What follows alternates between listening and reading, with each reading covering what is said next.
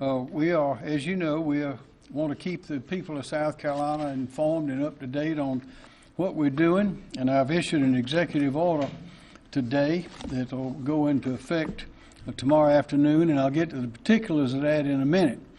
But to summarize where we are, we've done taken a lot of good steps. I have great faith in the people of South Carolina. They're doing very well. They're following instructions. They're doing what we've asked over time and time again, and we're making progress. We have about 73% of our state employees, that's over 53,000, are actually working from home. The rest, 20-something thousand, are in the regular workplace. The traffic is down on the interstates about 2/3. That is, things are slowing down. Flights coming into South Carolina are markedly down. I think at Greenville-Spartanburg, they're down about 90%, down 90%. If you look on the television or you drive around, you see the streets are relatively empty a lot of parts of the day.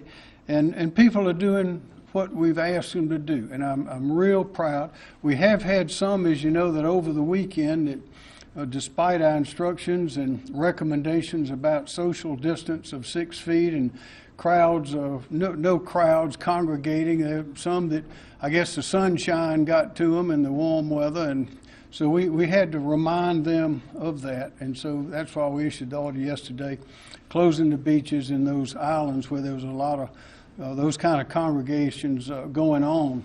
And they were being dispersed by law enforcement, but then they'd come right back. So anyway, we're making great progress. But today I'm issuing another executive order, which I will describe now. And you might note that whereas in some other states, what they've done is attempt to list all the essential businesses in the state, every one of them, and say that these will not be subject to closure or restriction. Those lists are so long and so confusing that we've decided to do it just the opposite and list only those, the bare minimum that we can restrict or close, the bare minimum that are places where we know the virus has a good place to grow, but also that are not essential as the others, where they have close contact and a lot of activity. So those are the ones that we are going to today, and we'll start now. We could do. Where's the chaplain? Come ahead, please. Good afternoon.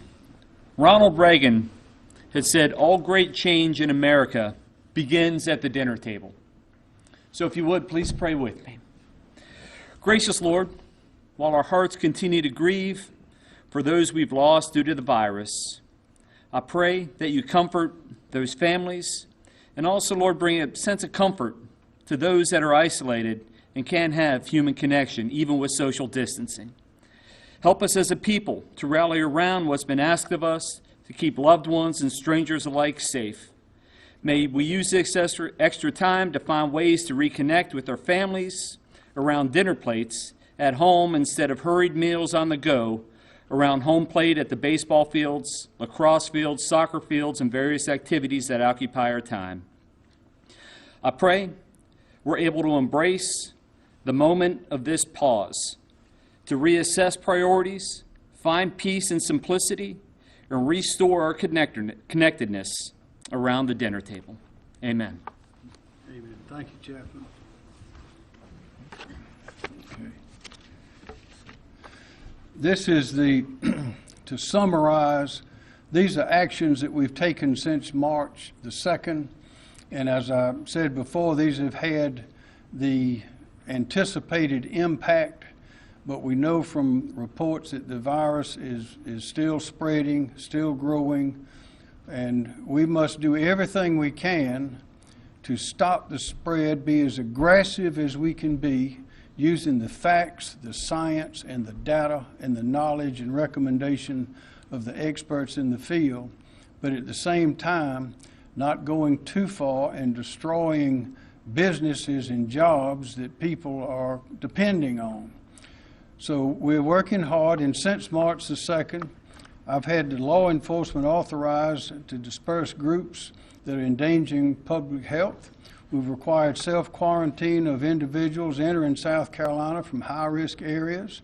We've closed public access to the beaches, rivers, lakes, and other waterways, and taken other steps as well.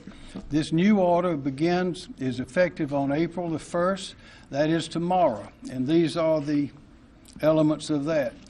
These are non-essential, close contact business and venues where the businesses and the activities are being suspended. Again, this was the bare minimum that we think we can do in closures in order to have the largest impact, and that's the approach that we're taking.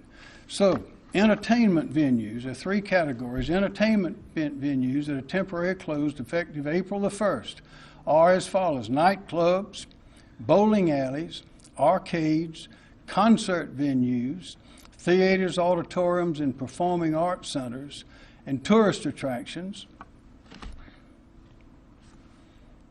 On the screen there, racetracks, indoor children's play areas, but that does not include daycare. We want the daycares to stay open if they can. It includes bingo halls, venues operated by social clubs such as Rotary clubs, VFW, and those kind of things, and also adult entertainment venues. Athletic facilities and activities temporarily closed, effective also April the 1st, are as follows: sports requiring interaction with another person of closer than 6 feet, activities requiring shared equipment, activities on commercial or public playground equipment, and here are the close contact service providers temporarily closed effective April the 1st. Barbershops, hair salons, waxing salons, threading salons, nail salons, and spas. Also body art facilities and tattoo services, tanning salons, massage therapy establishment, and massage services. We have created a group that will be at the Department of Commerce, and it will be for verification and classification of these various businesses that we're referring to. And you can see on the screen there how to get to them with email. And our goal is to have a determination, a decision and verification made within 24 hours. And while that determination is being made, that is, if a business calls in and wants to know if they are included in this or not, they should continue with normal operations until they are so informed. With that, Dr. Bell.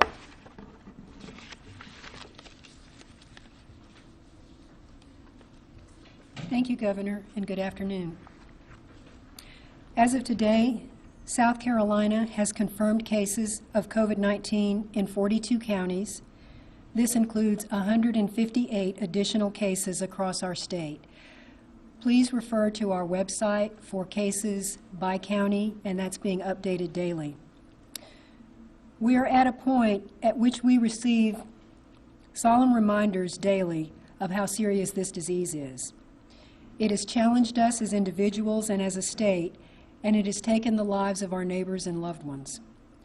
Our response to this public health threat expands beyond institutions, beyond the frontline staff at our hospitals and healthcare facilities, and into the homes of every South Carolinian.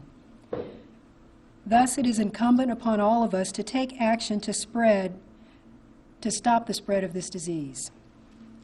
Last week, we reported on the shortage of chemicals needed to perform testing for COVID-19 nationwide and within South Carolina, including at our DHEC Public Health Laboratory. DHEC's laboratory has now the necessary reagents as of yesterday and has resumed a turnaround time of 24 to 48 hours once specimens are received in the lab. Additionally, we continue to work with healthcare providers to stay updated on the availability of hospital beds throughout our state. As of earlier today, hospital beds were reported at approximately 54% of capacity. To date, we have reported confirmed cases of 1,083 reports from our public health laboratory and private laboratories. A great deal of attention is being paid to case counts, and we remind everyone that these are not simply numbers, these are people. In some way or another, the spread of COVID-19 is going to affect each and every one of us. We're all in this together, and with your help, our hope is to minimize the risk for everyone, but we have to focus on those who are at highest risk of exposure or complications and assure that we put all measures in place to protect them. The desire for some to obtain details about where infected people are located has become a disturbing distraction because it suggests that there are still people who don't understand the potential threat for everyone and that any one of us can be exposed at any one time, and therefore the need for all of us to take precautions regardless of the knowledge of where a specific case may or may not be. We're continuing to learn more about how this new virus is being transmitted and how long it can be transmitted. Some information gives us hope. For example, the CDC is reporting some evidence that community interventions are beginning to have an effect in some locations. There is also worrisome news that reminds us why these community interventions must be continued and possibly strengthened. There's growing evidence of possible transmission from infected persons before they have symptoms, and there's evidence of longer than expected spread after individuals become ill. Public health recommendations are being updated based on evolving findings. This emphasizes why details about the location of diagnosed cases is of little benefit to our goal of protecting the population as a whole, and it can in fact be harmful if people are relying on that information to make decisions about what measures should be taken.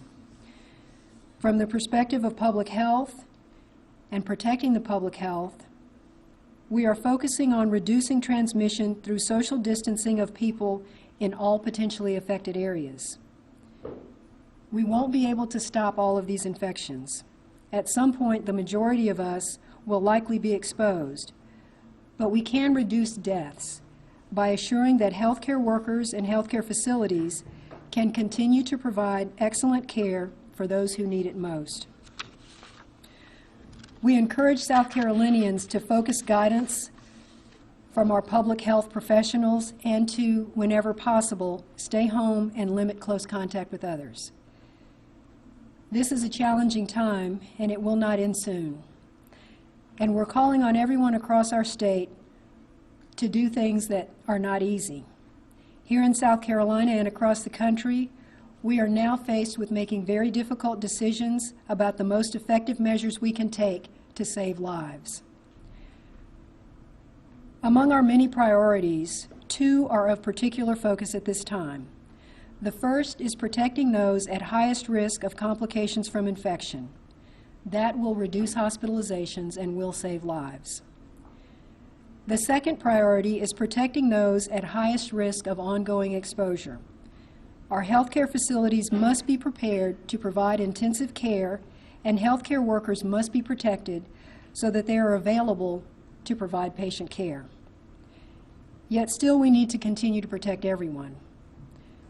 We faced adversity before, and I'm confident that together we can meet this challenge. Fighting this disease will require all of us continuing to work together collectively to achieve the best outcome for all possible.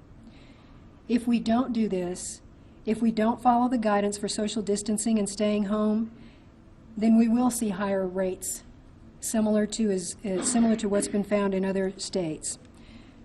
So we must all do our parts to protect one another. Thank you. Thank you.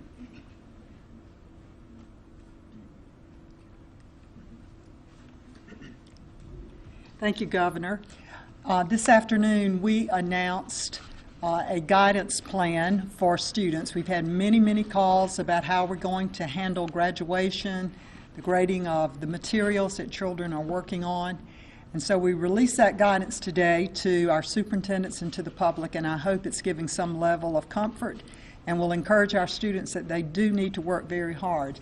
The work that they've been asked to do will be graded, and we will be putting all of that together in a semester grade rather than two separate third, fourth, ninth weeks grades.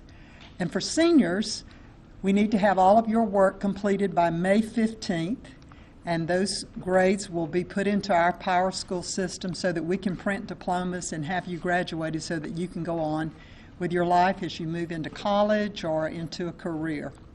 I had a great conversation this morning with the District Teachers of the Year, and they admitted that first, when this all was announced, they really felt overwhelmed, but it was so encouraging to hear them talk about what they've learned, how impressed they are with the work that students are doing, how parents are helping them, and all of us are calming down and really enjoying this procedure of being homeschooled with the public schools supporting their students. So I was very encouraged by that. I say to parents again, enjoy this time. There's a lot that your students can learn just by you doing special things with them. It's the old 4-H motto of learn by doing. But we want you, we're in a partnership, we want you to assist your students as best you can so that they can get their work in. And I would like to say to seniors, I am so sorry. I'm so sorry that you're missing out on some things that we remember as lifetime events, proms and ceremonies, award days, and just having time with your senior friends. But you're going to be very strong, and you'll make it through this, and you'll look back on this as something that made you an even stronger individual. But I encourage you to get your work done, to work with your guidance counselors. Tomorrow, April 1st, we will be opening registration at our virtual school that the Department of Education runs, virtualsc.org, virtualsc.org. A number of courses will be available. We think they are the most popular courses that students would be taking in this final 4 weeks, like economics for one. And we'll also have an unlimited licensure for what we call credit recovery. And that's for any student who needs a little extra help to be sure that you pass those courses that you need for graduation. Seniors will have first priority, and then it will be opened up to other students as well. That registration opens tomorrow. The classes will begin on April the 6th. So if you need assistance with that, you can go on the website of the Department of Education. But Governor, I'll report to you that learning is still going on in South Carolina. We're feeding over this time frame that we've been out of school. We have fed over 1,200,000 meals. It's been extraordinary what our school folks have put together and how they're supporting not only the health needs of our students, but their learning as well. So we really appreciate all the good work and encourage our students to take advantage of this opportunity and do the best that you can. Thank you. Thank you, Superintendent Spearman. Are there any questions? That's the lady here. Dr. Bell, a lot of people are confusing allergy symptoms with the coronavirus and maybe flooding healthcare systems. What's your response to that? We are encouraging people who are not seriously ill to sort of think twice about seeking medical care if it can wait. And we understand with the pollen, and there are a lot of people who suffer very severe allergy symptoms. They encourage them to use over-the-counter medicines. If they don't have severe symptoms associated with the symptoms that they typically experience with allergies, particularly a fever or a cough, that we want people to decompress the healthcare system as much as possible. Do we have Next question. Do we have a better idea of when the peak might be, or a new update on the May 2nd numbers? A lot of people are wondering how long they may have to be in their homes with various stay-at-home orders. Not specifically, because we really are, from our projections within the state, are just several weeks, many weeks into it, but that's a relatively small experience on which to base long-term projections. And so there's a lot more to be learned about how these social distancing measures that are being recommended might flatten that curve or change the expected peak. And we continue to rely on more and more modeling that's being done by the CDC to help us make projections. Those, again, are at the national level and not necessarily for South Carolina, so we just have to continue with our social distancing measures, with the knowledge that those will ultimately change the peak, but we can't make any predictions in any way about a particular date when we might expect that to occur. Governor, how long will these businesses stay closed? Ma'am? How long will your executive order? Well, it runs for 15 days by state statute, and it will go that long. We can change anything in there if the conditions change prior to that. But that's the tenure of an executive of a declaration by the statute, 15 days. Next question. Governor, you said you want... Right back in the back. Yeah, Dr. Bell, you said at some point a majority of us will likely be exposed, but you also said the desire to obtain details about where people are located with as tested positive for COVID-19, I assume is what you meant, has become a disturbing distraction. Why would that not be relevant information to try to prevent the spread of COVID-19, to have more detailed information, and especially with healthcare workers that potentially be exposed? Why wouldn't that be relevant?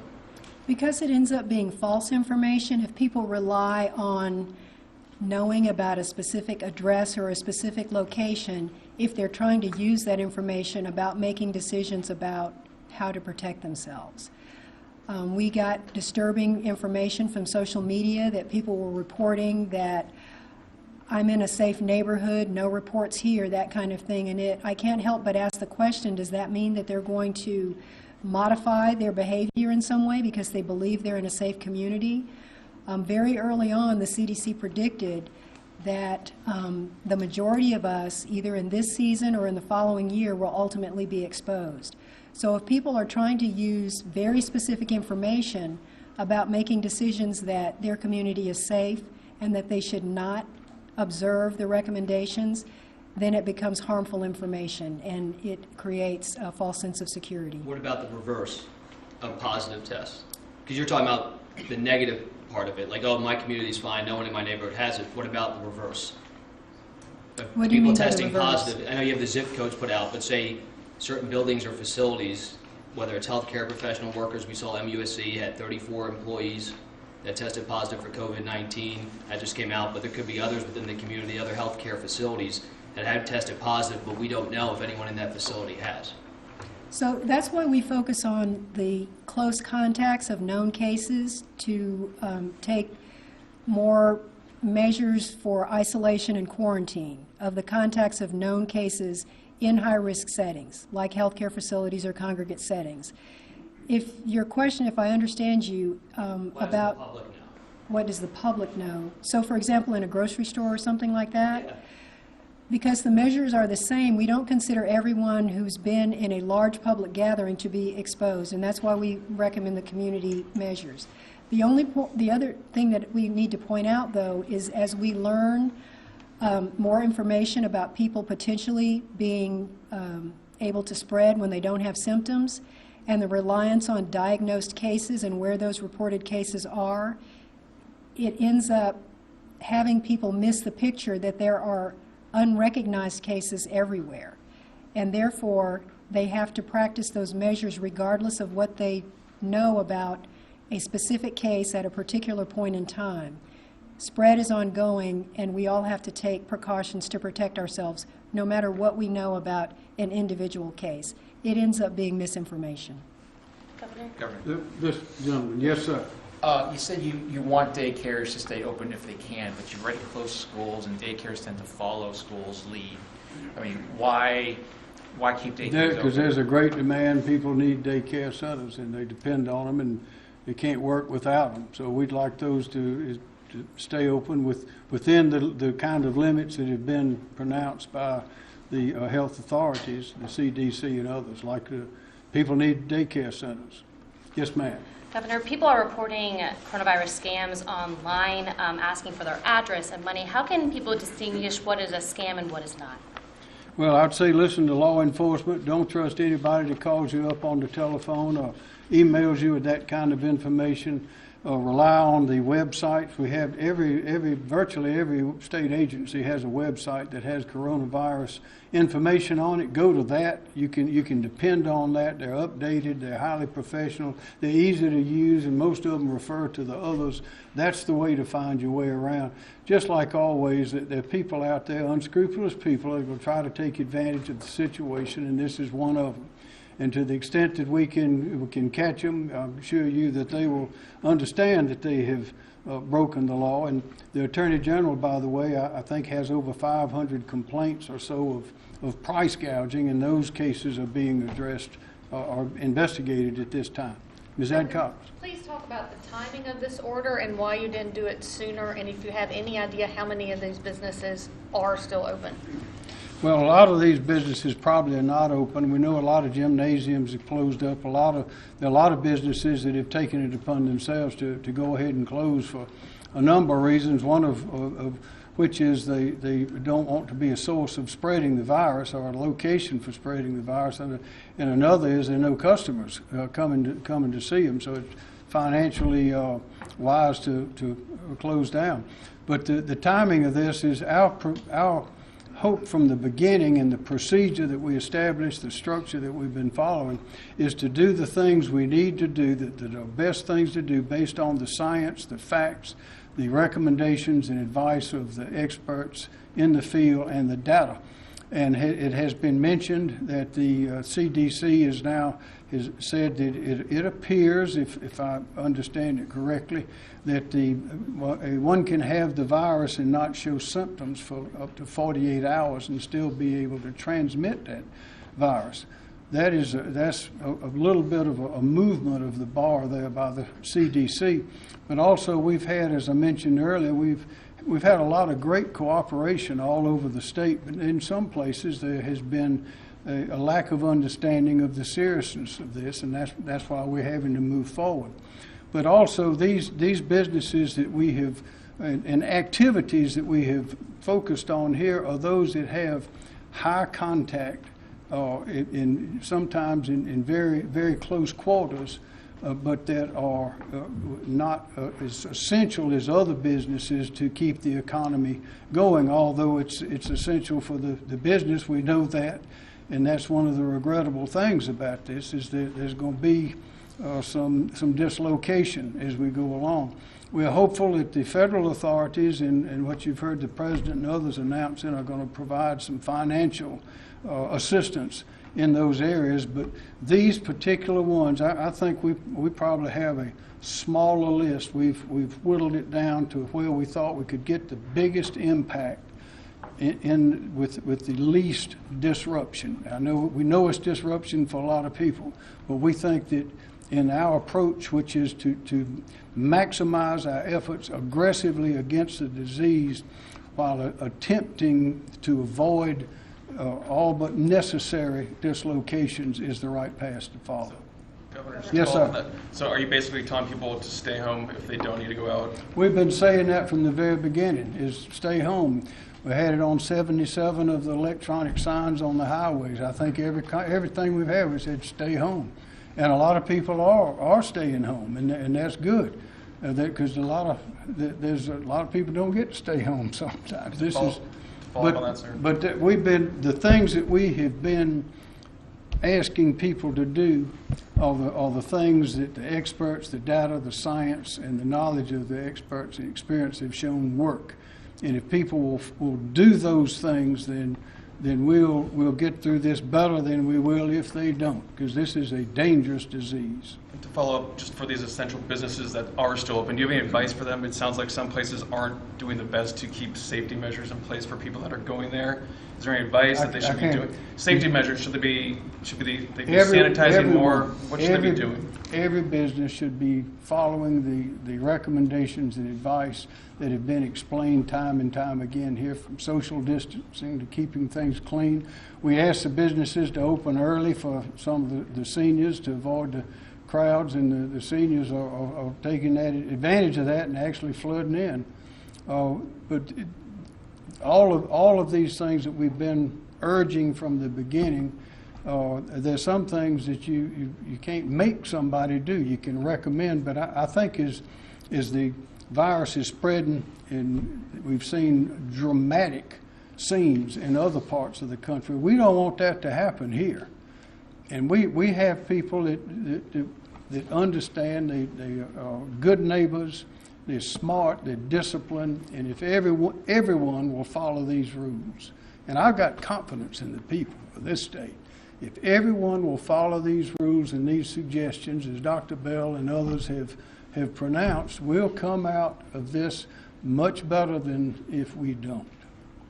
But it's not over yet, and it's going to get worse before it gets better. Yes, ma'am. So Ms. Adcock. administration, does this differ any from the stay-at-home orders that cities and other localities are doing, and if so, how? We are not ordering people to stay at home, but from the very beginning, we've been telling people to stay at home, recommending it. Everyone just about that's spoken here has said that. But and a lot of people are staying home. Yes, sir. So you keep saying that you're trying to do maximum efforts with minimum damage, it sounds like, from That's an from an economical standpoint. But some damage is Unavoidable. unfortunately necessary. No, I understand that. So, but you keep saying you're only suggesting right now to stay at home. Why not just issue the mandate or shelter in place, as we've seen, people not listening completely when you look at the beaches and other areas? That's what most people are already doing. The spots that needed special attention were the beaches and these other areas that we're talking about now, that we've addressed in this order. Yes, sir. So, I mean, we're learning more and more about this disease. I mean, is there any worry that people who prepare our food, restaurants, takeout places, is there any guidance for them, like, can they spread the disease without showing symptoms, and why not close restaurants if that may be the case? Dr. Bell? Well, we're still focusing on, I guess, the maximum benefit with the minimum disruption, and there is the chance of asymptomatic transmission. But if we're looking at a restaurant worker, and there are restrictions in people getting food service in a facility, if there's curb service, and we've reduced the risk of face-to-face contact and things like that, then we're continuing to take measures to reduce the probability of exposure. We can never bring that to zero, and we can't do 100% isolation. So we focus on the efforts that are the highest yield in preventing people from being exposed, and focus on protecting those who are at highest risk of having complications. And we focus on those who are expected to have ongoing face-to-face exposure with people who are sick, as opposed to a restaurant worker. It's a difficult balance, because we still say that the majority of the people in the population overall are well. There's a random chance that anyone at any time can be exposed. And so you have to balance that as much as you can, limit the possibility of exposure to protect everyone, while also trying to protect those at highest risk for ongoing exposure and the most serious complications. But while you're up there, Dr. Bell, is DHEC tracking the number of hospital employees across the state who may have tested positive?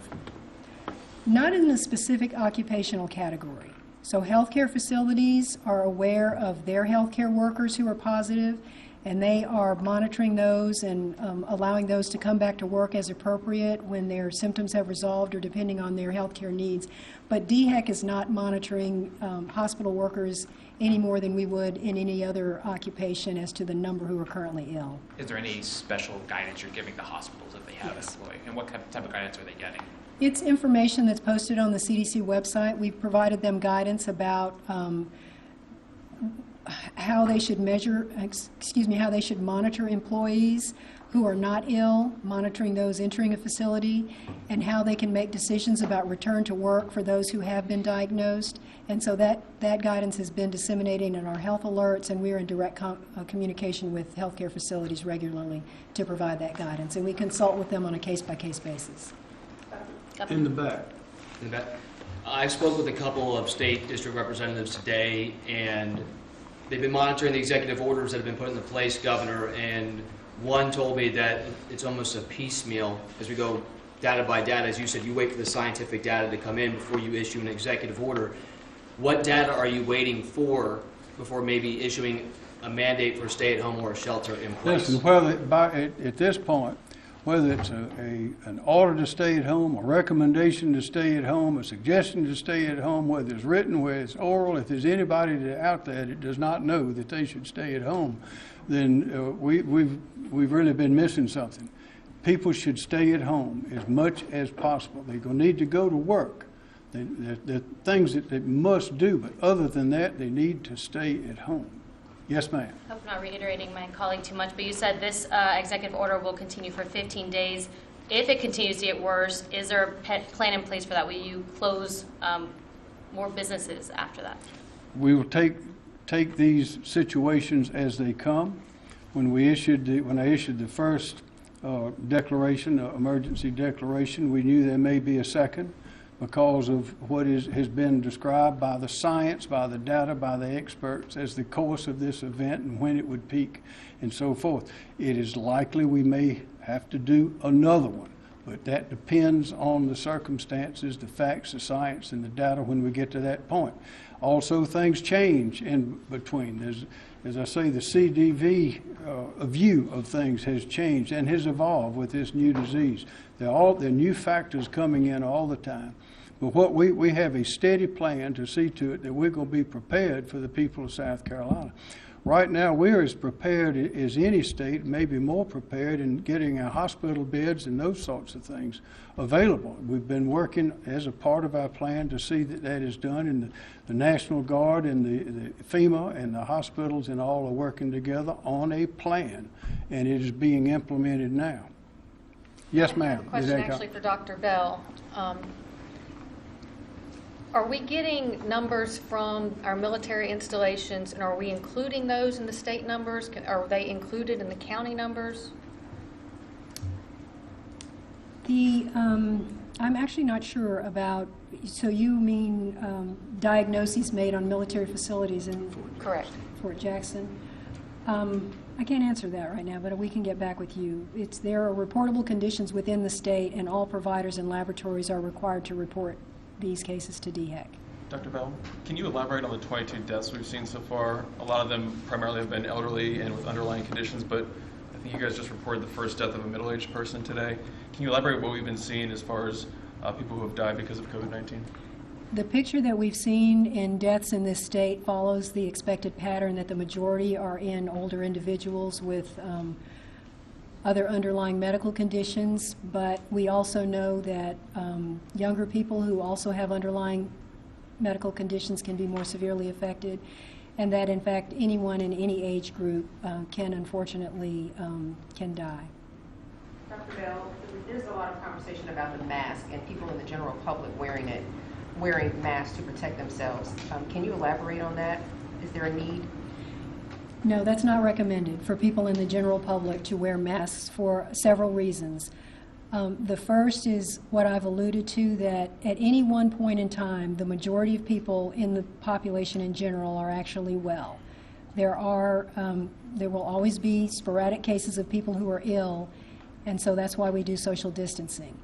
And the other most important feature or fact is that that personal protective equipment is in very, very short supply. And so if the general public begin using masks, that depletes the supply for healthcare providers who every single day in all that they do are expected to have direct face-to-face contact with people who are sick. And so therefore they are at the highest risk of exposure, and the general public should not be depleting those supplies for the possibility of some random exposure. They should practice social distancing. Can you give some specific directions to funeral homes and what is acceptable when having funerals for family members and just guidelines for the funeral practitioners? The CDC also has guidance for funerals and for funeral directors, and they work with families on an individual basis to make these very difficult decisions about having family gatherings during a life-changing event. And so that information is available from the CDC, and DHEC has provided that to funeral parlors. Governor or Dr. Bell, because there are 30 cases, there are more than 30 cases at MUSC, do you think hospital workers are being protected enough? Well, there's a serious concern about the availability of personal protective equipment to satisfy the expectations of healthcare workers, and we're continuing to work at all levels, with the federal level, our Strategic National Stockpile, with the Hospital Association, and others to supply that demand. Is DHEC trying to buy PPE on its own? Yeah. Hi, Nick Davidson, the Acting Director of Public Health for DHEC. Indeed, as Dr. Bell and others have said, we're first working and have been actively working with the Strategic National Stockpile, which is that federal resource. We expect another shipment in. We received some yesterday, part of that shipment, and the rest as the week goes along. And we expect to begin distribution of some of that materials with our partners here at Emergency Management and our partners in the Guard as well. We are using state funds to begin to purchase those as they become available. Some of those supplies, as many have said, have been hard to come by, but we do have state funds that we're very appreciative to the legislature and the governor for, that will allow us to purchase some of those supplies as they become available. So absolutely, and we'll be distributing those in probably a similar manner as we have done the Strategic National Stockpile supplies. Are you bidding against other states? I'm sorry? Are you bidding against other states for these materials? No, it's not an active bidding process, but certainly it is a supply and demand issue. So yes, it's a challenge for everybody at this point in time to get many private supplies, but we're working actively to do so. Dr. Bell, for those at home, you mentioned underlying conditions, and I know we've spoken about it time and time again.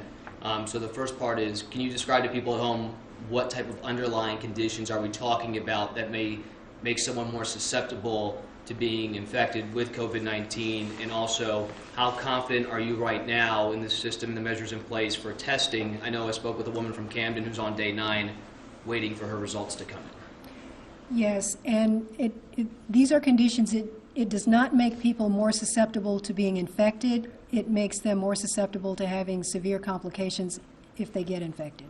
And those conditions are chronic lung disease, heart disease, diabetes, any condition that weakens the immune system, and diabetes, and that is in any age group.